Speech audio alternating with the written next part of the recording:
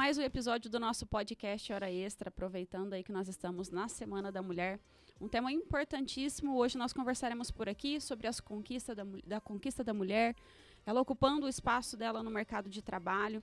A gente passa por inúmeras dificuldades hoje em busca dessa igualdade. Muitas pessoas pensam que nós já estamos no cenário perfeito, mas ainda é só o começo de uma luta muito grande, né? E recebo aqui hoje com muita honra Luísa Gouveia, que além de diretora da OAB Franca, também é coordenadora da Comissão da Mulher Advogada e coordenadora da Comissão Permanente da Mulher Advogada na Terceira Região e mãe da Malu. Seja bem-vinda, Luísa. Muito obrigada, Jéssica. É um prazer estar aqui. Recebo aqui também Mariana Oliveira, que também é coordenadora da Comissão da Mulher Advogada, a advogada que trabalha aí fortemente no preventivo empresarial, voltado para o agronegócio. A gente sabe que são inúmeros desafios para a mulher que enfrenta essa área, né?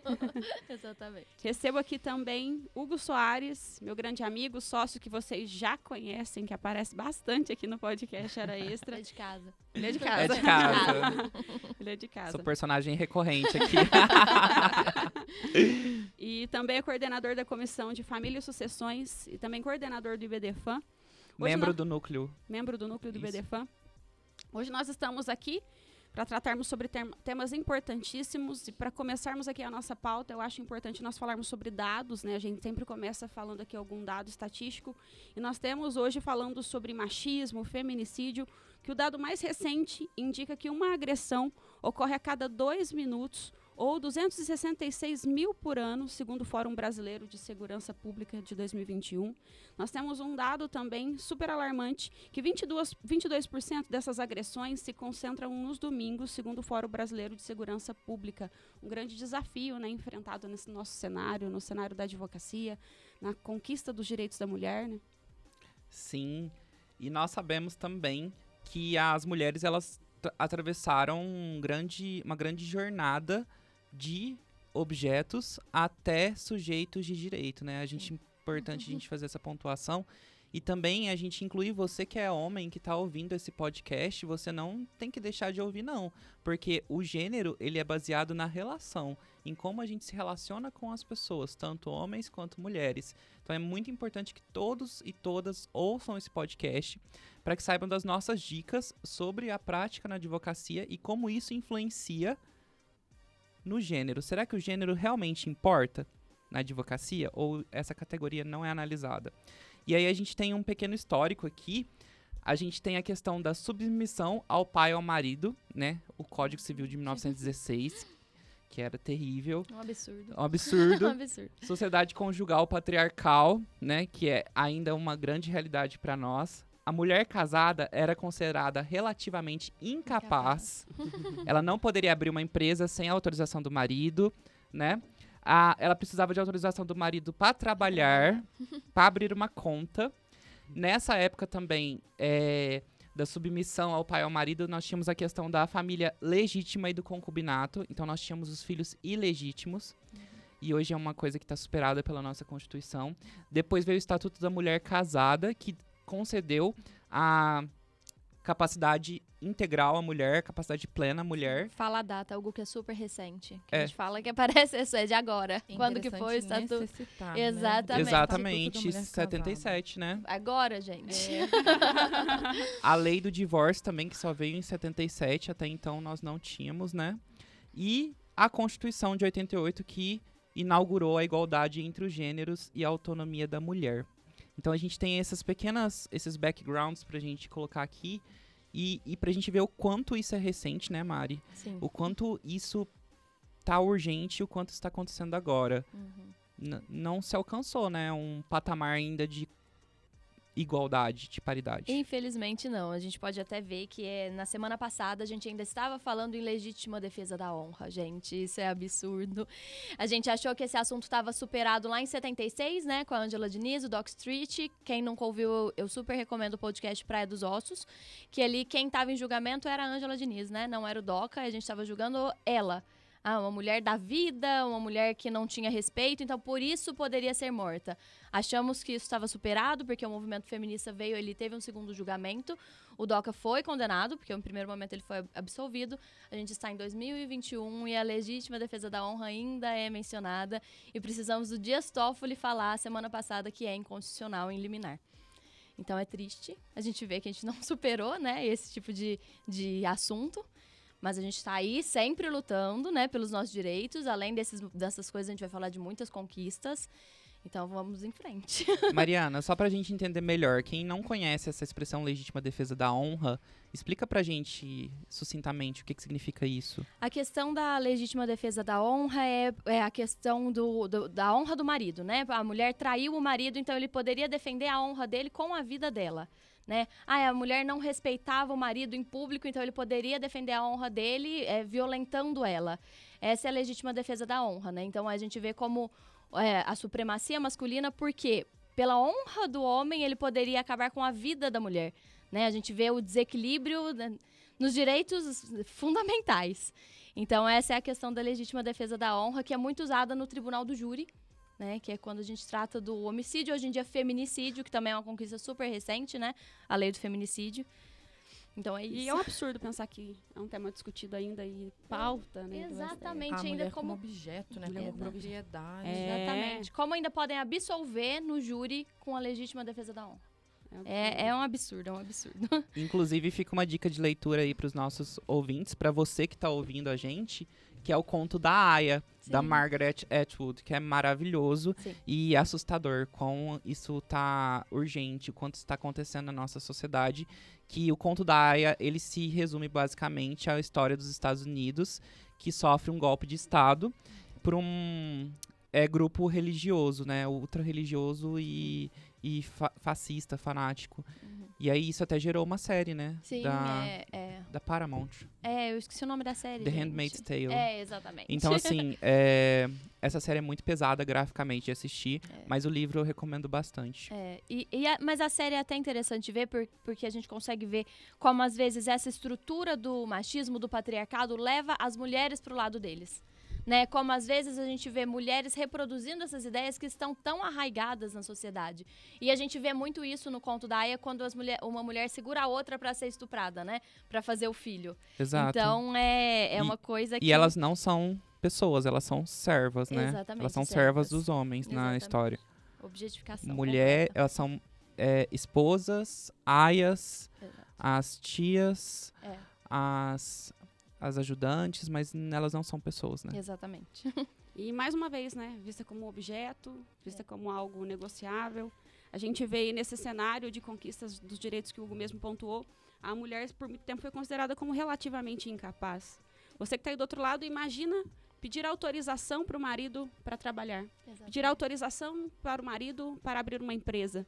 A gente tem, obviamente, alguns dados que mostram um pouco dessa mudança, já que hoje 48% das MEIs que são abertas são compostas por mulheres. Então, é uma mulher que abriu o próprio CNPJ, que está à frente do próprio negócio.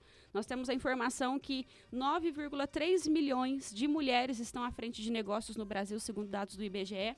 E são conquistas recentes, porque se a gente para pensar, essa questão da mulher como relativamente incapaz é algo super recente, né?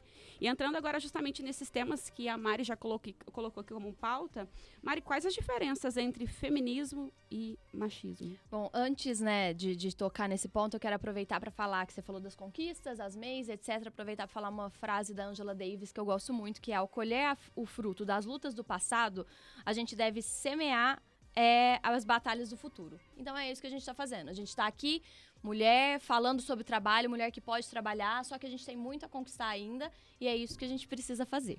Mas sobre o ponto, eu acho interessante, né? Às vezes as pessoas tentam falar que machismo e feminismo é a mesma coisa, mas é completamente oposto.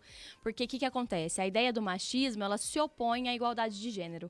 Quando você está falando de machismo, você está falando da supremacia do homem. O homem, né, como um ser superior à mulher. E até por isso a Simone de Beauvoir fez o livro Segundo Sexo. Porque a mulher, ela estava em segundo lugar, em segundo plano, não era tão sujeito de direitos quanto os homens. O feminismo quer o quê? A igualdade. É simplesmente a igualdade que a gente busca, o respeito por igual. E aí é muito interessante, às vezes, né? Porque, principalmente nos tempos de hoje, que são as espalhadas fake news e etc., a gente vê como muita gente coloca o feminismo como se fosse um negócio absurdo, né? As bruxas, você é feminista, dá até medo. Você fala, o que será que eu faço, gente? E aí você vai falar com uma mulher, às vezes isso é reproduzido por mulheres também, né? E ela fala, não sou feminista. Aí você pergunta pra ela, mas você acha que a mulher tem que ter os mesmos direitos que os homens? Acho. Você acha que a mulher tem que ser tão respeitada quanto o homem? Acho. Amiga, você é feminista. Você tá com medo do nome? Não precisa. É simplesmente respeito que a gente quer. É simplesmente igualdade que a gente quer. Então, essa é a diferença.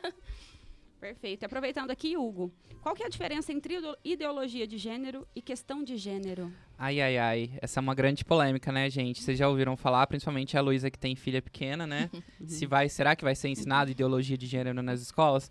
Esse termo ideologia de gênero, ele foi cunhado em meados dos anos 90 por entidades ultra-religiosas e ultra-conservadoras. Então, ele não veio do lado acadêmico, né? A gente tem aí a Judith Butler, que estuda a questão de gênero, que é como o gênero é uma categoria, tá? Assim como a raça, a classe social, assim como a etnia, assim como a procedência nacional, são categorias. O gênero é uma categoria que merece ser analisada pelo meio acadêmico. Então, esse termo ideologia de gênero, ele seria a ideia de que pode ser ensinado à criança ou adolescente que ele pode mudar de gênero se ele quiser. Então, essa é a ideia da ideologia de gêneros. E qual que é o objetivo, assim, de colocar isso como pauta, por exemplo, como uma matéria de estudo nas escolas? Exatamente, é o contrário. O objetivo não é falar para a criança que ela pode mudar de gênero se ela quiser. O objetivo é falar para a criança que ela pode ser quem ela é, sem sofrer bullying. Quando a gente fala de questão de gênero nas escolas, a gente está falando de prevenção ao estupro. Que a gente sabe que a maioria dos estupros acontece por parentes e pessoas próximas à criança. Então, temos casos em escolas aqui da nossa cidade que quando vai se falar sobre questão de gênero, olha, a questão de gênero é falar para a criança que ninguém pode tocar nela. É falar para a criança que ninguém pode violar o espaço pessoal dela. E falar para as outras crianças respeitarem umas às outras. Isso é questão de gênero. Não é falar assim, você vai ser gay. Nada disso. É falar, se você for, tudo bem. Se você não for, tudo bem também. E a gente tem que respeitar uns aos outros. Então, a ideologia de gênero seria essa falsa ideia de que as pessoas vão falar para as crianças que elas podem mudar de gênero ou de orientação sexual.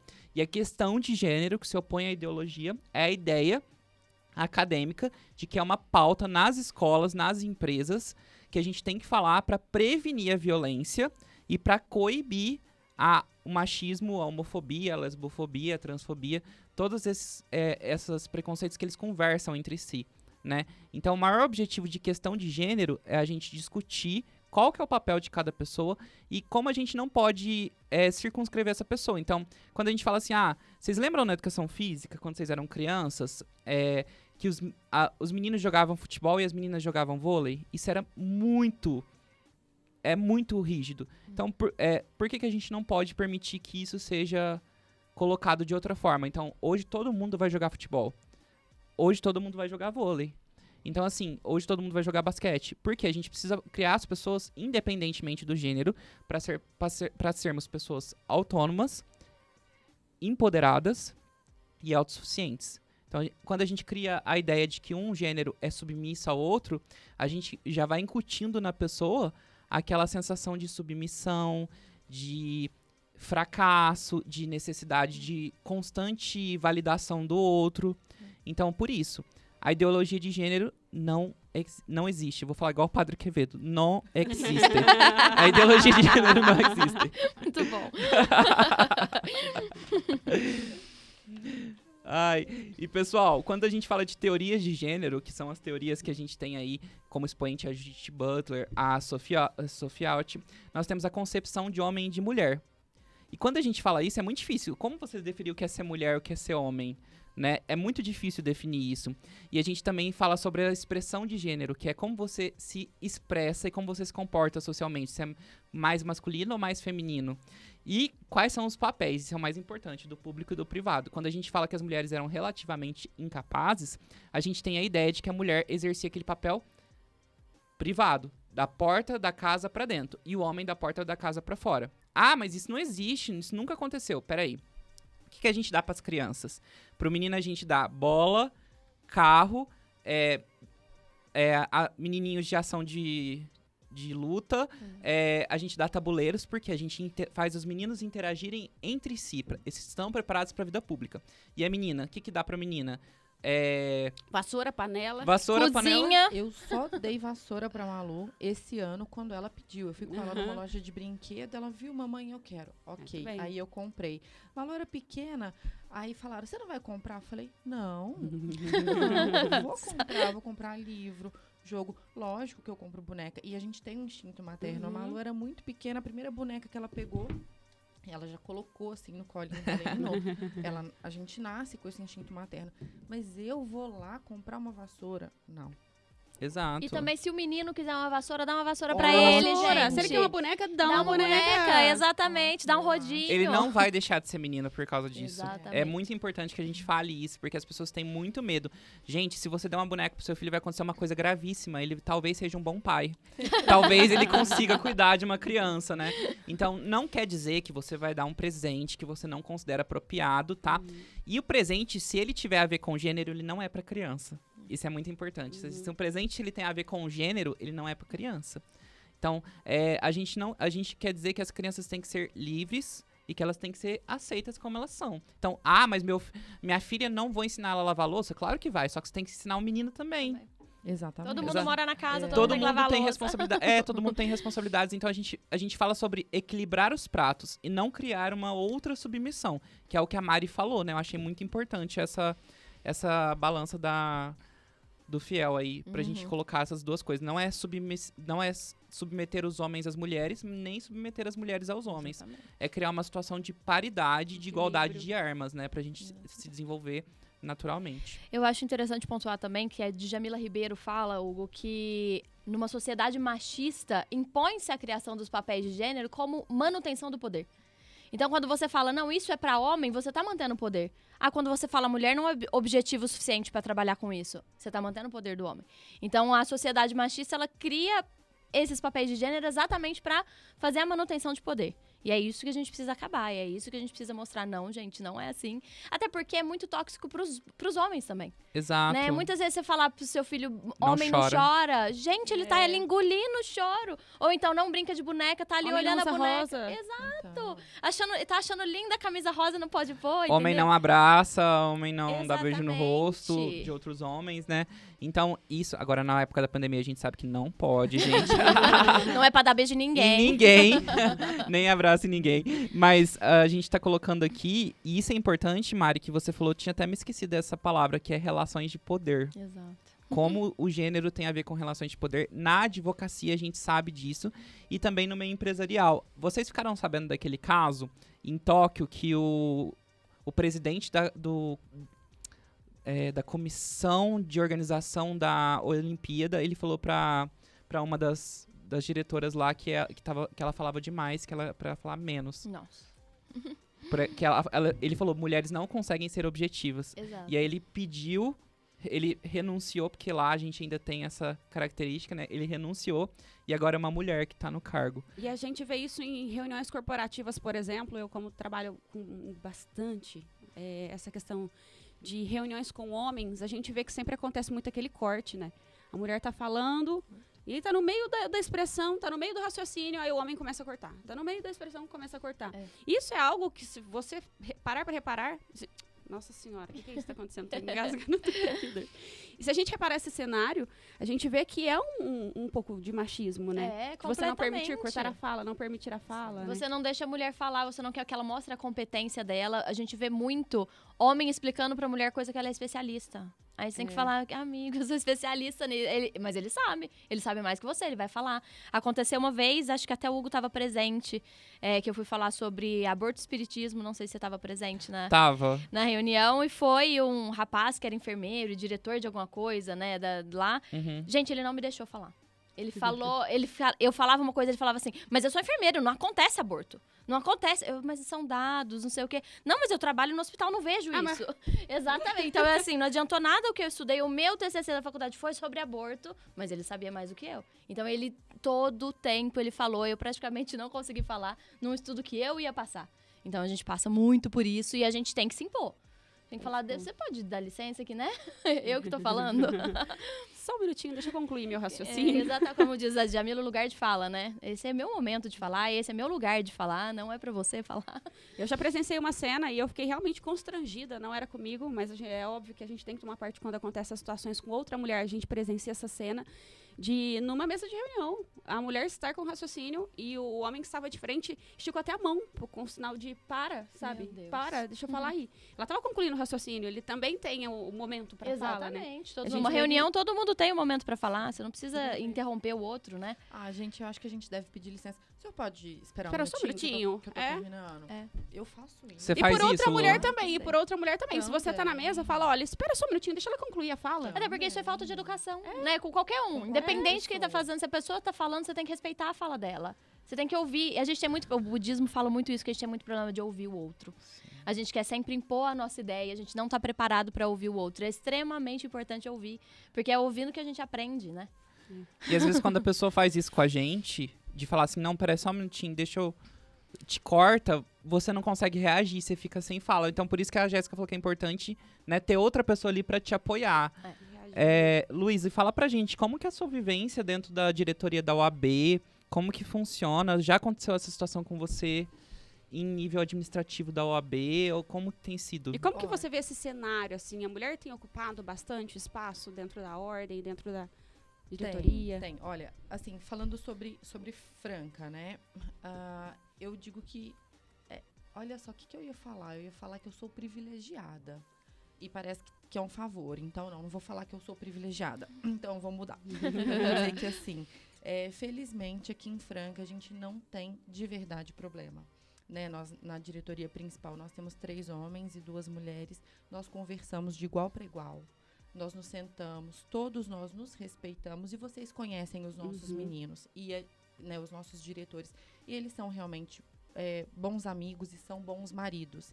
E nós vemos que as esposas deles também são profissionais, bem-sucedidas, eles dão apoio, então nós temos isso, graças a Deus. Então, a gente senta, a gente conversa, cada um tem a sua pauta, cada um resolve a sua situação. E falando a nível Estado também, hoje nós somos 52%, falando em mulheres, nós somos 52% de coordenadoras de comissões.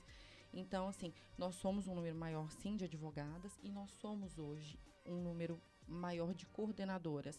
Falando também do conselho da OAB, existe já essa paridade de 50%. Então, no estado de São Paulo, nós temos essa realidade das mulheres ocuparem os mesmos lugares, né? Estarem no mesmo número que os homens. E eu vejo, sim, as mulheres sendo respeitadas, sendo protagonistas. Não enfrento, graças a Deus, eu não enfrento esse problema, não tive que enfrentar. E se a gente tivesse que enfrentar também, a gente ia enfrentar, a gente ia colocar a boca no trombone. Os 2 pés na porta. Vejo, por exemplo, até na OAB Prev, né, que é um cargo que eu ocupo, que é mais recente, que vem desde dezembro de 2020. Então, são 2 conselhos, o deliberativo e o fiscal. Então, nós temos o presidente do deliberativo e a presidente do fiscal. Então, estamos, sim, equiparados. Aqui, a gente não enfrenta esse problema hoje, né? E que isso se mantenha, que não seja só nessa gestão, só nesse triênio, que a gente consiga permanecer nesse espaço que a gente conquistou. E outra coisa, né, gente? Hoje, a mulher é a que conclui, o número de mulheres que mais conclui o ensino médio. As mulheres, né, estão em maioria na conclusão também do ensino superior, na realização de pós-graduações, nas especializações. Então, as mulheres hoje estão em maior número nessa questão intelectual, digamos assim. O que falta realmente são as mulheres nos cargos de chefia. Isso. Né? Mas em número de mulheres ocupando espaços de trabalho, nós já somos maioria. Eu até tenho um dado aqui, uma informação, de uma pesquisa realizada por Mulheres no Conselho, da Deloitte, publicada em 2018, que mostrava que 8,6% dos cargos de liderança são ocupados por mulheres. É um número muito baixo. Muito baixo. 8,6%. Exatamente. A gente vê um cenário crescente no empreendedorismo, na abertura de empresas, na frente da gestão do próprio negócio. Penso eu que em algumas situações, talvez por oportunidade, outras por necessidade. Às vezes é pai e mãe, tem os filhos e precisa dar um jeito de ter a própria renda e começa alguma coisa dentro da própria casa. Mas tem crescido muito esse lado do empreendedorismo. Em contrapartida, nós ainda temos um obstáculo muito grande com relação à liderança. Eu acho que é algo que precisa ser trabalhado nas empresas. Precisa de mais mulheres na frente dessa parte de liderança, inclusive com relação à inspiração para outras mulheres, empoderamento das demais pessoas que fazem parte daquele núcleo empresarial. A gente vê também na administração pública, esse número vem crescendo. Sim. Aqui em Franca, por exemplo, a maioria das secretarias são administradas por mulheres. Então, hoje, Secretaria da Educação, Secretaria de Desenvolvimento, que a gente para analisar, por exemplo, a Secretaria de Desenvolvimento, que trabalha muito com a parte industrial, com o corporativo, sempre foi ocupado por homens. Agora nós temos uma mulher, aqui nós temos também mulheres frente à presidência das estatais. Então, aqui no nosso município, por exemplo, eu fiquei muito feliz com essa modificação que veio dando mais espaço para a mulher, que na verdade é um espaço que é nosso, nós estamos ocupando, né? Exatamente. E falando agora a respeito, voltando a falar um pouco a respeito da entidade, Luísa, o que você pensa hoje a respeito da aprovação do projeto Valentina? Acha que mudou algo na prática? Ainda não mudou, porque como essa lei foi aprovada em 2020, então estamos agora, 2021 vai ser ano de eleições. Então, aí nós vamos ver a diferença. Mas uma crítica, nós somos em 5, né? São 5 cargos diretivos. Então, assim, 50% não dá para pôr 2,5 pessoas. Né? Então, vai ser 50% de cada, ou de homens ou de mulheres. Então, eu não acho que vai mudar tanta coisa. Sempre vai ter que ter... Um a mais. Ou 3 mulheres ou 2 homens, ou criar um cargo a mais, né? Mas teria que mudar o estatuto. Teria que mudar o estatuto. E aí, para essas eleições, eu não vejo acontecer. Só que nós temos também uma questão. Nós estamos, por exemplo, em Franca, que nós temos aí 3 mil advogados. E nós temos muitas mulheres. E em Franca, por exemplo, é muito fácil você compor chapa com 3, 4, 5 mulheres. Você, né, não pode, porque nós temos que respeitar pelo menos 50% de cada. Vamos ver como é que vai ficar isso matematicamente por conta disso. Estamos falando em 5, não estamos falando em 6 cargos de diretoria. Mas nós temos subseções muito pequenas. Nós temos subseções com 100 advogados. Nós temos subseções que é difícil você compor de verdade chapas. E nós temos lugares que as mulheres não se envolvem em política. E eu acho que nós vamos ter a questão de uma mulher ser convidada para participar simplesmente. Só para preencher. Sim. E se isso acontecer e ela vier, ela gostar e ela passar a participar, a gente já vai ter aí um ganho. Mas eu acho que em alguns lugares vai ter uma dificuldade de composição. Mas é o que eu disse para vocês um pouco antes.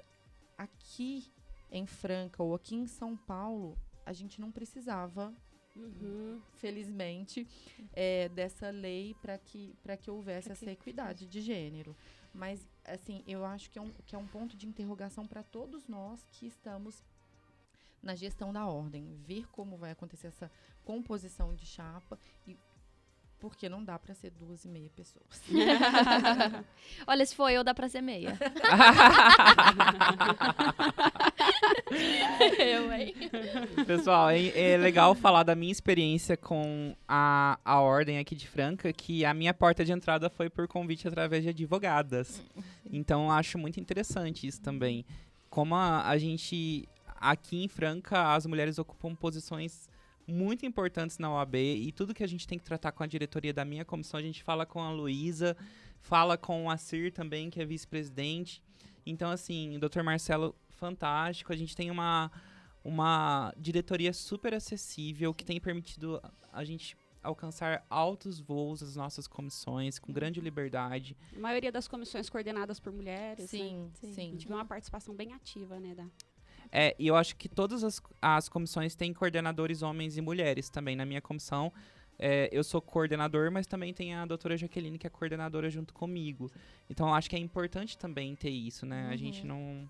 Trazer o diálogo, né?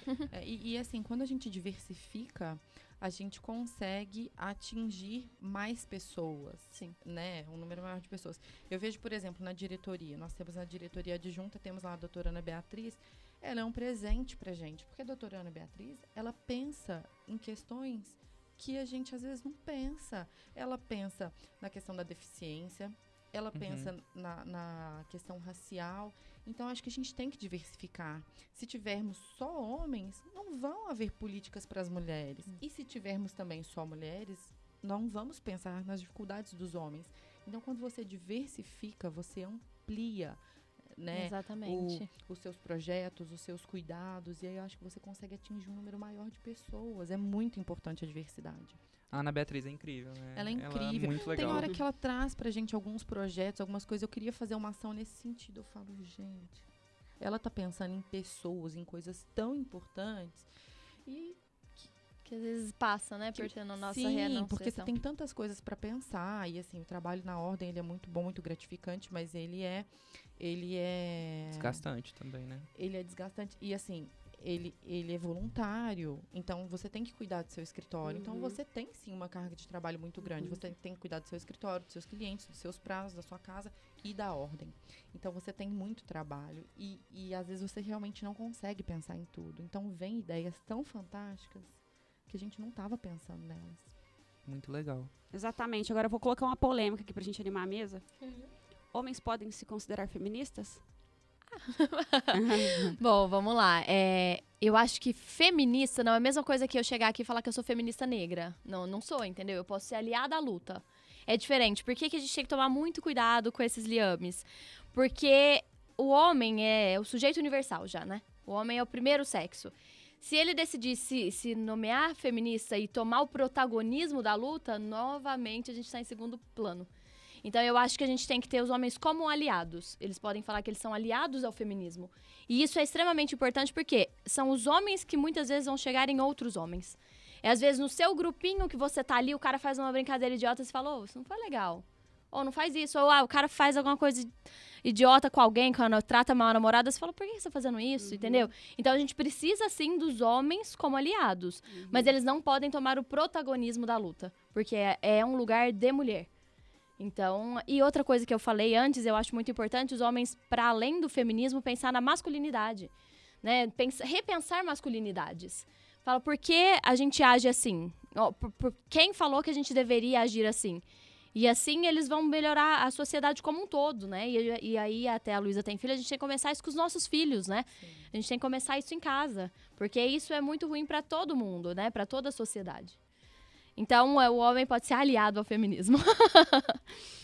E aproveitando, Mari, que estava com a fala aí, já falando a respeito dessa ideia do feminismo, responde aí pra gente. É verdade que o Congresso Nacional instalou banheiro para mulheres somente em 2015? 2015, gente, agora. Foi 2015 para 2016, né? Foi na virada. As mulheres antes, no plenário do Congresso, usavam o banheiro anexo do restaurante. Então, isso é muito importante. E é muito importante você olhar aqui o que isso quer dizer. Isso não é um lugar para mulheres. Entendeu? Esse não foi um lugar pensado para mulheres.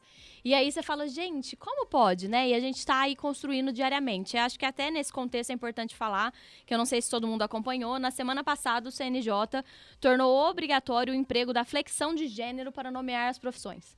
Então, nas placas, carteira funcional vai ter que ter desembargador, desembargadora, servidor, servidora. E para ter uma promoção de igualdade no judiciário. Eu achei muito interessante as palavras do ministro Luiz Fux, né, quando eles fizeram esse projeto, que ele fala, o gênero masculino sempre foi utilizado para representar o sujeito universal, a totalidade da humanidade, sendo necessário marcar a existência de outro gênero para além do hegemônico, com vistas à paridade que está estabelecida na Constituição Federal e ainda não está efetivada.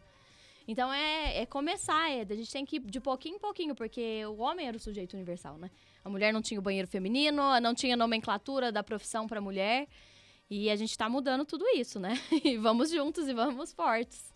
E também tem a questão da OAB, né? Que tem um projeto para mudar o nome da OAB, porque é a Ordem dos Advogados do Brasil. E tem um projeto para mudar para a Ordem da Advocacia Brasileira. Então, Interessante. Sim. A comissão da Jovem Advocacia, quando eu ingressei, por exemplo, era a comissão do Jovem Advogado. E aí mudou para a comissão da Jovem Advocacia, né?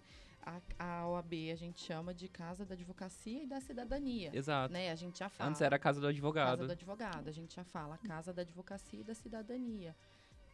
Eu acho super importante. Eu sou a favor dessa mudança na nomenclatura da OAB. Eu só não gosto de presidenta. É complicado. Eu sou presidente do Conselho Fiscal e, por favor, não me chamem de presidenta. É que tem algumas palavras Tem que são muito presidente. estranhas, Muito, né? porque a gente não tá cacofonia. acostumado. É, Exatamente. exatamente. Nós tivemos algumas conquistas e aqui temos até alguns dados que eu acho pertinente trazer aqui para a pauta. Em 1946, o voto da mulher passou a ser obrigatório. Então, a gente passamos por um longo período onde a mulher não tinha direito ao voto, né?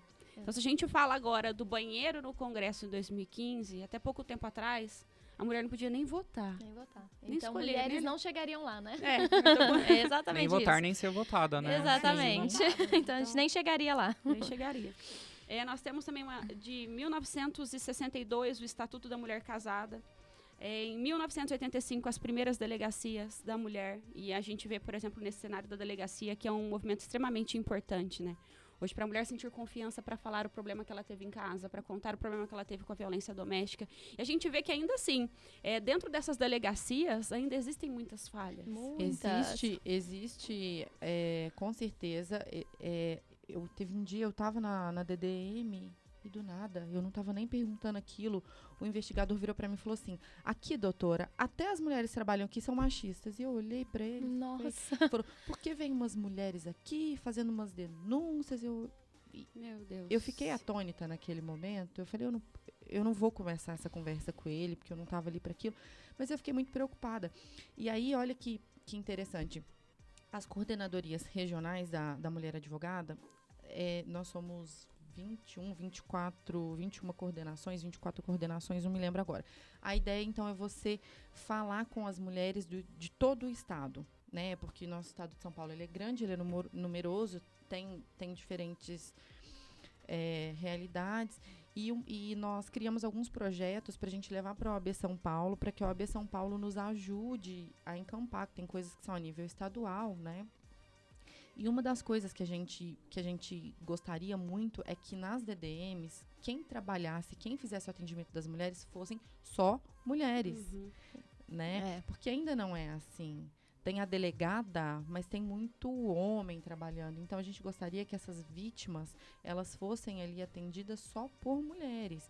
Lá no CRAM, que a Comissão de Combate à Violência contra a Mulher já faz lá o atendimento toda quinta-feira, são só mulheres. Os homens são muito bem-vindos para trabalhar nessa rede de proteção à mulher em outros setores, mas lá são só as mulheres advogadas que fazem o atendimento dessas vítimas. E a gente acha que precisava ser um ambiente realmente só de mulheres. Isso é uma coisa que precisa mudar. E ter também lá um ambiente reservado para elas, porque hoje elas sentam ali, tem outras pessoas passando, e é ali onde elas falam, onde elas dão Isso já está seus relatos. fragilizada, né? Sim. É complicado. É uma revitimização, né? Exatamente. A gente acaba... revitimização. E, Jéssica, tem uma coisa muito interessante sobre o Estatuto da Mulher Casada, que é de 1962 e não 1977, como eu falei no começo, que eu confundi com a lei do divórcio, que é, em 1962, as mulheres passaram a ter inscrição no CPF, que até então elas não tinham CPF. Não era gente. Cadastro de pessoa física. Não era. Exatamente. E é assustador. Semovente. É assustador, não é? É assustador. A gente tá rindo, mas é de desespero, né? É, É assustador. exato. Eu falo, graças a Deus. porque que parece eu não nasci absurdo. naquela época. É. Gente. É por isso que a gente tem que agradecer a luta das antepassadas, gente. Sim. Porque se não fosse, a gente não estava aqui, né? E lutar também pelo futuro, né? Que é uma causa que não tá encerrada e Não as tá. pessoas não podem baixar a guarda e falar, Não. não, tudo bem. Justamente. A gente tem, por exemplo, a equiparação material entre homens e mulheres, em 88, através da Constituição Federal. Em 2012, a mudança do pátrio poder familiar. 2006, uma conquista maravilhosa, que é a Lei Maria da Penha, né? Um marco importantíssimo para essa data, que também daria, na verdade, para a pauta de um podcast, né? A gente pode, inclusive, Tem trazer aqui. muita coisa para pra falar sobre a Muita Maria coisa. da Penha, muita coisa. Muita coisa. E em 2015 nós tivemos a lei do feminicídio, né, Mar? Sim, exatamente. Veio, né, para trazer como uma agravante, né, do crime, porque quando você mata a mulher por questão de gênero, né, é por ser mulher dentro do contexto da violência. E aí é uma agravante. Só que é complicado, né, porque a gente vê que às vezes a gente criminaliza, mas não muda o pensamento. Enquanto não mudar o pensamento, só o encarceramento não resolve. Não adianta. A gente precisa mudar todo o pensamento da sociedade, a gente precisa trabalhar com o diálogo, porque muitas vezes a repressão só gera violência, só gera ódio. A gente precisa pensar muito no diálogo para isso não acontecer. E a lei do feminicídio também não abrange as mulheres trans, né? Isso é um ponto muito Exatamente. importante, só abrange as mulheres cis. É. Então, só pra gente explicar, cis significa do lado de cá e trans significa do lado de lá, né? Então, a mulher trans é uma mulher que biologicamente nasceu com sexo biológico macho, né? Mas a sua identidade de gênero é transexual, ou travesti, ou transgênero, ou intersexual, dependendo da pessoa. Isso não tem a ver com o corpo da pessoa, tem a ver com a identidade dela. Então, o gênero que ela se identifica é a mulher, ou algo entre ou algo além. Então, é muito importante que a lei do feminicídio ela não abrange as mulheres, as mulheres trans. A Maria da Penha abrange, né? Sim. A Maria da Penha. Pelo menos. A Maria da Penha abrange, e a Maria da Penha foi uma conquista por uma punição internacional que a gente sofreu, né? Foi. Porque a Maria da Penha, além dela ser vítima de um marido psicopata, ela também ela não recebeu nenhum respaldo do Estado. Então foi aí que o Estado brasileiro foi punido. Pela Comissão Interamericana. E Comissão Interamericana de Direitos Humanos, né? Exato, Então, assim, exatamente. e a gente ainda tá aí lutando contra... Agora a gente tá esperando a aprovação do Pacto Internacional sobre Racismo, para ver se ele vai ser incorporado como uma regra da Constituição, né? Para aquela questão de 3/5 dos votos em 2 casas. Já foi aprovado no Congresso. Estamos esperando a presidência da República ratificar o acordo para que... Então, assim, tem muito caminho aí pela frente. A gente tem que lembrar, quando a gente fala de igualdade, a gente não pode lutar pela igualdade de só um grupo, né? A gente tem que lutar... A igualdade é como um todo. Enquanto existe um opressor, existe um oprimido. E aí, que lado você tá? Então, eu acho muito interessante também uma frase da Angela Davis que fala: erguendo-nos enquanto subimos. Não adianta a gente subir sozinho. Não. A gente precisa ir junto, Exato. gente. Não tem outra opção. E, Luísa, na sua visão, como criar meninas e meninos aliados ao feminismo? Falando agora como mãe da Malu. Bom, eu tenho só uma menina, né? Se tivesse um menino, eu acho que seria um desafio. Eu acho que eu tentaria ensinar para ele as mesmas coisas que eu ensino para Malu. Mas eu acho que o que mais ensina é o exemplo.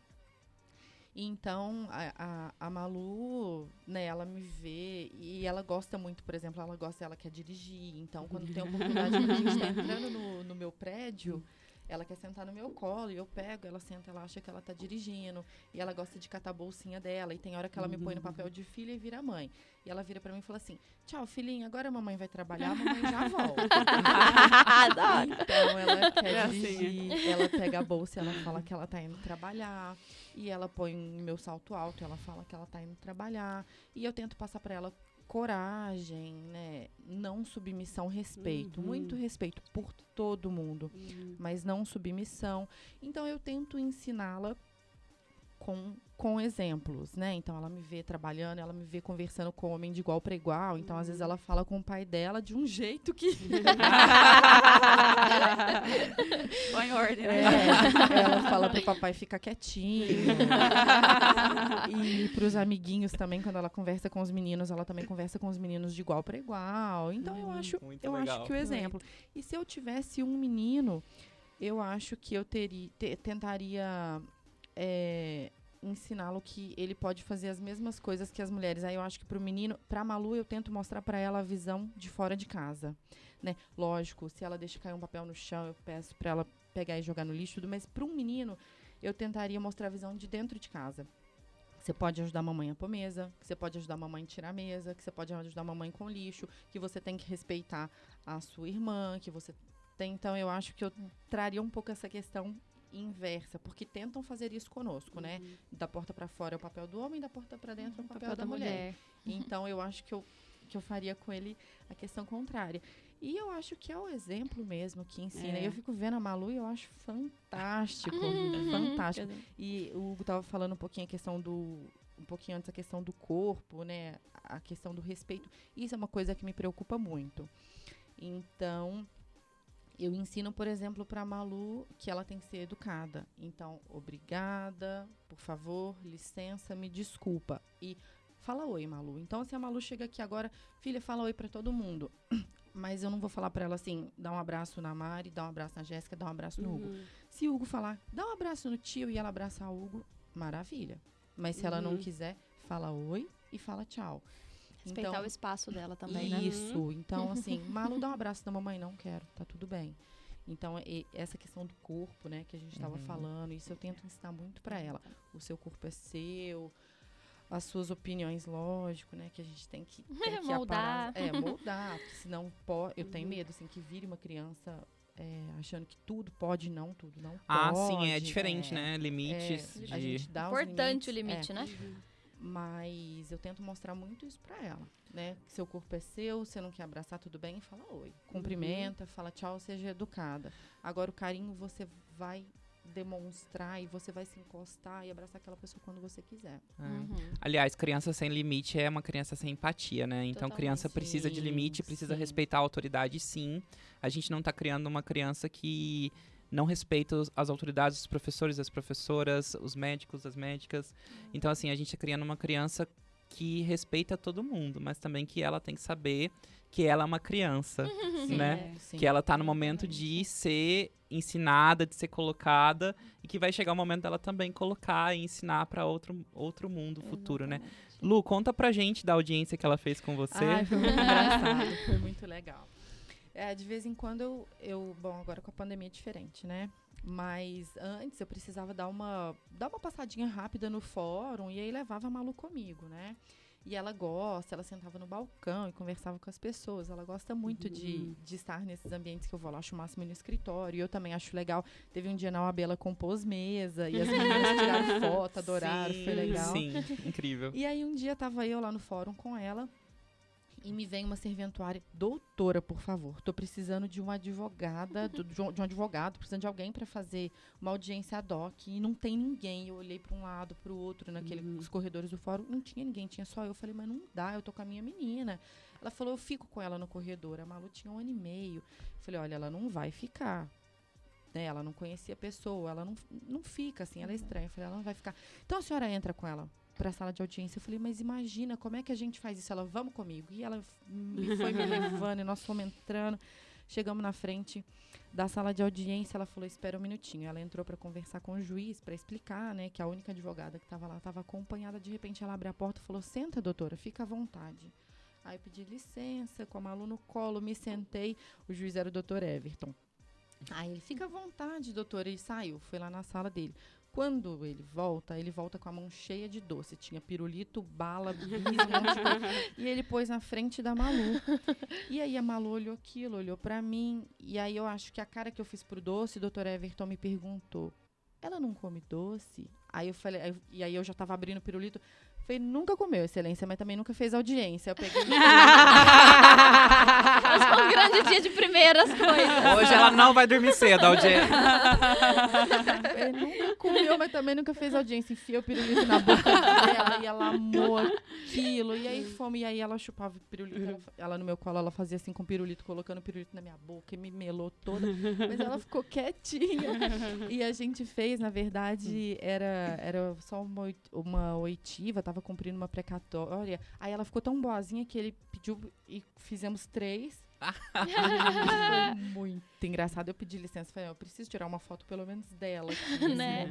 E Malu deve ter virado fã de pirulito, porque quando eu encontrei ela em uma reunião, ela me deu um pirulito. Ela deve ter pensado, essa amiga tá precisando de um doce. Ela é uma criança, ela é mais ou menos do meu tamanho. Gente, eu cheguei no lugar, ela tratou como se eu fosse amiga dela. Eu falei, chegou alguém da sua idade, né? Ser pequenininha tem esses problemas. E essas vantagens também. Pareço nova. Mas foi muito legal. Então, assim, eu acho muito bacana. Ela ela teve essa oportunidade. Um dia a gente na OAB, eu sentada lá com ela, só para assistir, de repente me chama, eu olhei, o povo vem, e fiquei sentada lá com ela compôs mesmo, então eu acho muito legal. Ela... Malu já é da diretoria da Malu OAB. já é. Eu acho muito legal que ela possa experimentar essas situações. Daqui 20 anos, aí tá lá. Eu faço parte da OAB. Exatamente. Mas é pra gente mostrar que também tem o lugar das crianças, né? A gente tira Exato. muitas crianças. E eu acho que É. nesse ponto é importante falar também sobre, não sei se ainda cabe, né? Dá tempo. Licença maternidade, licença paternidade. Porque isso demonstra muito o papel de gênero. A mulher tem 120 dias e o homem 5. E quando a empresa se dá 20, é isso? Isso. E aí, o que isso quer dizer? Isso quer dizer que é uma obrigação da mãe cuidar do filho. E aí, o que sempre tentam fazer? Colocar uma questão biológica. Ah, é a amamentação, mas criar uma criança é muito além de amamentar. Uhum. A gente tá falando de educação, carinho e cuidado. E a gente precisa do pai e da mãe nesse momento. E é até interessante, em janeiro agora, a Espanha fez, né, a legislação para igualar. O período da licença paternidade e maternidade é exatamente o mesmo. O pai e a mãe tiram juntos, cuidam juntos da criança. Só que a lei teve que colocar claramente que era intransferível. Porque a nossa sociedade é tão machista que o pai ia falar, eu vou passar os meus pra mãe. Aí ela fica mais tempo com a criança. E aí a gente continua reafirmando o papel de gênero. Então a gente tem que saber que a maternidade e a paternidade estão aí, as crianças precisam ser cuidadas. Perfeito. A gente fala quando é a respeito dessa igualdade e busca tanto essa igualdade, mas em muitos pontos da legislação ainda apresenta uma falha, né? A gente vê, por exemplo, com relação à paternidade, a gente vê, por exemplo, hoje a adoção homoafetiva. A gente fala, por exemplo, aqui a respeito também até do pai, que é ele, e ele tem só uma criança, adota uma criança. E vem mudando a legislação, mas são passos lentos, né? Considerando o avanço que a gente já teve com relação à mudança da legislação, à igualdade, à Constituição Federal. São conceitos previstos na Constituição, mas ainda vai um chão aí para conseguir realmente essa igualdade que a gente espera, nesse cenário que a gente tanto espera. Eu vou falar uma coisa para as mulheres, assim, acho que a gente não precisa esperar convite, sabe? Uhum. Acho que a gente tem que ir lá e fazer. Então, às vezes a gente fica esperando ser convidada para isso, convidada para compor chapa, convidada para fazer tantas coisas. Não, gente, vamos nós convidar, sabe? Vamos nós organizar e vamos fazer. A gente não precisa ficar sentado esperando. Não precisa. Criar as oportunidades, né? Sim, vamos lá. Exatamente. A gente vai partindo aqui para o final. Hoje, como vocês notam o perfil da mulher no século XXI? Ai, gente, me chamam de Luizão. É porque eu acho que tem tanta essa coisa de papel do homem, papel da mulher. Então, assim, eu não fico pedindo pra alguém fazer pra mim. Então, assim, meu carro tá sujo, eu levo pra lavar. Meu carro furou o pneu, eu levo o carro pra arrumar. Eu não peço pro meu marido, ou se meu marido não tá, eu não peço pro meu pai. E aí, meu pai, ele me pergunta muito, mas você foi no borracheiro? Eu falo, fui, por quê? Eu vou muito pra Ribeirão. Você vai pra Ribeirão sozinha? Eu brinco com ele, vou com Deus. Tchau, né? Então, assim, você vai pra São Paulo sozinha? Você vai sozinha? Você foi ali, você foi aqui, esse horário? Não, gente, por que não? Tá, tem uma questão de segurança, mas a gente não precisa pedir permissão, a gente não precisa pedir companhia. Perfeito. Se a gente se sente bem, né, em ir desacompanhada. Se você sente um pouco de medo, não tem problema nenhum. Pede companhia de uma amiga, de um amigo. Mas não tem problema a mulher fazer sozinha, né? Eu acho que pega lá sua bolsa, organiza suas coisas e vamos. Exatamente. Acho que a mulher tá conquistando o seu espaço, né? Pouco a pouco a gente tá conquistando. A gente tá mostrando que não tem por que diferenciar. A gente tá mostrando que não tem isso de objetividade, subjetividade. Somos todos seres humanos. Somos todos iguais. E aí, isso, independente de homem e mulher, tem gente que é mais sensível, tem gente que é mais duro. Isso é personalidade, né? Isso não é papel de gênero, isso não é questão de gênero. E eu acho que a gente tá, embora a gente ainda tenha medo às vezes, né? A mulher sair à noite e tudo mais, eu acho que a gente tá conquistando cada vez mais e que a gente não pode nunca desacordar da luta, né? A gente tem que estar sempre acordada, sempre pronta pra falar, olha, não é assim, não é desse jeito. É que nem vocês falaram, a pessoa me interrompeu, eu vou falar, não é assim, espera eu falar. Então, a gente tem que estar ali sempre se posicionando. E defenda as demais, né? Você Exatamente. presencia essa situação Faça, e a colega não teve exatamente. coragem. mulher não tem coragem, defenda, Sim. fala. Exatamente. Busca esse espaço. E eu vejo muito também, por exemplo, que é um ponto que sempre destacam pra gente dentro de sala de aula, já que eu trabalho muito com aulas para pessoas que pretendem trabalhar no meio corporativo, já que meu foco é empresarial. E a gente vê, inclusive na nossa classe, as mulheres advogadas com receio de trabalhar no meio corporativo, porque é um universo machista, porque não dão credibilidade para a mulher advogada. Se ela é nova, ela é nova, então ela não tem competência, assimilam muitas ideias. Se ela se veste muito bem, se ela é estilosa, ela está só desfilando, ela não tem competência para execução da função. E eu penso que a gente tem que trabalhar também a questão da mentalidade, né? Sim. Então, de você entender que você é capaz. Se tem uma mulher aí que está do outro lado, que passa por essa situação, eu acho que não tem espaço para mim no meio corporativo. Tem. E não precisa pedir licença. Não. Você tem competência e o seu papel chega lá dentro da empresa, demonstra o seu trabalho, demonstra a sua competência. E não é por questão, eu quero provar para alguém que eu tenho competência. Não. Só exerça a competência que você tem. Exatamente. E se ferirem algum direito seu, te impedirem de cortarem a fala, imponha também. Sim. Né? Eu acho que isso, a gente fala muito a respeito, até conversando um pouquinho aqui antes, de algumas mulheres sofrem nesse ambiente corporativo, porque o homem fica dando em cima. Então, trabalhar muito isso também, de impor respeito, de cortar essas situações. E se você trabalha em empresas também, já que nós estamos falando desse cenário em busca da igualdade, trabalhe isso dentro das organizações também. Essa questão da diversidade, essa questão de mulheres na liderança, os treinamentos corporativos, os treinamentos relacionados a assédio sexual, a assédio moral. Crie mecanismos nas empresas dos seus clientes para que você consiga, de alguma forma também, de uma forma ativa, evitar que esses fatos aconteçam no ambiente de trabalho, né? O assédio sexual é um problema que acontece de forma recorrente dentro das empresas. E ele precisa ser combatido. Então, se você tem competência, se você já tem o conhecimento na palma da mão, utilize isso em favor também das outras mulheres, né? Se você trabalha hoje só como um consultivo de uma empresa, imponha medidas. Se passa, por exemplo, nós estamos passando agora, por exemplo, nessa Semana da Mulher, leve isso como pauta também, fale sobre violência doméstica dentro da organização, dentro da empresa. Sempre que tiver oportunidade também, e pondere outras mulheres, né? Exatamente. E eu acho que o importante é não deixar pra lá, né? Porque às vezes você escuta relatos de mulheres, sofreu algum tipo de assédio no ambiente de trabalho.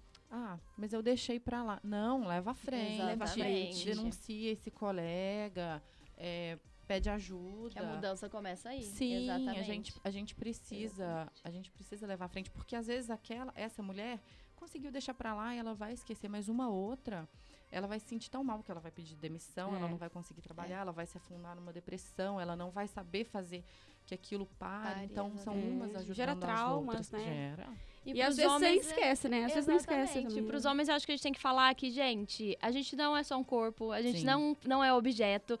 Você não precisa, às vezes, falar que a gente é bonita, porque a gente não quer ser naquele contexto. E eu falo isso por conta de uma reunião que eu tava participando, de um acordo com cliente, advogado ali, como advogada, até no papel preponderante da pessoa que teria que aceitar o acordo, então teria que ser mais respeitada ainda. E o advogado gratuitamente olhou e falou: não, doutora, você é tão bonita, libera aí o acordo pra gente. Quer dizer, ele achou que ele estava me agradando, certo? Ele achou que, você é bonita, então ele estava retirando minha competência e me colocando na beleza. Cancela o acordo, cancela. Exatamente. Ou então eu queria ter falado, gente, se eu quisesse ser reconhecida pela beleza, eu era modelo, não advogada. Mas eu acho que é isso. Eu acho que o homem tem que olhar a gente enquanto profissional. Sim. Exatamente dessa forma. Nós vamos partindo aqui pro final do nosso podcast. Homens que chegaram aqui até o final, com resistência à nossa fala, nós estamos passando por uma semana de reconhecimento, de valorização, de campanhas, de preocupação com a mulher. E nesse dia tão importante, nós não queremos flores, nós só queremos respeito. Exatamente. Respeito. Se vocês quiserem deixar alguma mensagem para a mulherada, para os homens que estão escutando o podcast, antes do encerramento. Eu acho que para a mulher a gente tem que falar que a gente segue junta, né? É o que a Luísa falou, às vezes a gente sente medo, às vezes a gente sente baixo astral, mas vocês não estão sozinhas e essa é uma luta nossa. E para os homens é isso, respeito. Respeito, olha a mulher como profissional, olha a mulher, né? Eu sempre falo para meus irmãos, e isso aplica muito. Eu falo, gente, não trata uma mulher como vocês não queriam que me tratassem. Sabe, respeita às vezes tanta família e chega em casa, trata a mulher de uma forma. Então, eu acho que a gente tem que pensar muito isso. Sim. Eu vou reforçar o que eu disse antes sobre não fica esperando convite, vai e faz. Nós somos maioria. Como a gente falou mais cedo, as mulheres são a maioria em questão de conclusão do ensino médio, conclusão do ensino superior, pós-graduações, especializações. Então, intelectualmente, nós estamos mais capacitadas. Nós não temos o cargo de chefia, mas vamos buscar, sabe? Porque acho que quando a mulher chega lá em cima e aí ela pensa em outras mulheres, e aí que vem as políticas públicas, e aí que vem as alterações em prol das mulheres. Então, você não precisa ficar esperando que um homem te convide. Você pode fazer esse convite. Se articule com as outras pessoas e vá em busca do que você está procurando. Porque, senão, às vezes a gente pode pensar. Eu, por exemplo, eu tenho uma Malu que tem só 4 anos. Eu poderia ficar pensando, eu vou esperar a Malu crescer para eu ir para a diretoria da OAB, para eu fazer uma pós, para eu aceitar qualquer outro convite. Mas cada fase é uma coisa. E, assim, a gente sempre vai ter outras demandas além do trabalho. Então, lógico, você fica sobrecarregada, você dorme pouco, mas a hora é agora. Senão você nunca vai encontrar esse momento. Então, não espera o convite, vamos lá, vamos nos capacitar, vamos em frente. A gente não precisa pedir licença, a gente não precisa pedir passagem, o espaço é nosso. Então, eu acho que é a atitude, sabe? Exatamente. Criar as oportunidades, protagonismo. E não falo nem em empoderamento, é protagonismo. É aquela questão, né? Quando sopram os ventos da mudança, algumas pessoas constroem barreiras e outras moinhos de vento. Então, vamos construir moinho de vento, gente. Mari, qual que é o seu @, no Instagram, para as pessoas que quiserem te seguir? Mariana Oliveira, com 2V. E o seu, Lu? Luísa com Z, tá? Luísa Gouveia Miranda. Certo. A gente vai deixar lá nas nossas redes sociais e na descrição do podcast os seus @ também. Pode falar o seu também. Pra você, já é de casa, mas vai que tem alguém novo aqui. Vou fazer o meu jabá como sempre. Vocês podem me seguir em todas as redes sociais, no @advogado Hugo. Queria falar pra vocês que foi um prazer e um privilégio como homem ter ouvido vocês, e é muito importante que a gente participe desses espaços para ouvir e que vocês, homens que estejam ouvindo, você ouvinte que é advogado, homem, que é de repente coordenador de alguma comissão, dê espaço para as advogadas. Não deixa isso para trás. A gente também tem o nosso papel aí de contribuir, de ser aliados. E tem uma frase muito legal, né, que a gente trouxe aqui da Luisa Copiters, que é: ao homem tudo é permitido, exceto ser feminino. A mulher, tudo é proibido, exceto ser feminina. Feminina. A gente tem que ser feminina. A gente obrigatoriamente tem Só que ser isso, mulherzinha. Né? Mas é isso, gente. Foi um prazerzão falar com vocês. Obrigada. Pra mim também. Foi um prazer. Muito obrigada. Parabéns pelo programa. E já fica aqui até como uma sugestão para marcarmos outro podcast. Maria da Penha, né? Super top. Uma pauta importantíssima. Logo a gente marca para tratar aqui. Obrigado, Mari. Obrigada, Luísa, Hugo. Nós encerramos agora mais um episódio do podcast Hora Extra. Na descrição aqui do podcast você encontra todas as informações, o Instagram de todos eles. Muito obrigado por ficar com a gente até esse finalzinho. E qualquer dúvida nós estamos à disposição. Tamo junto.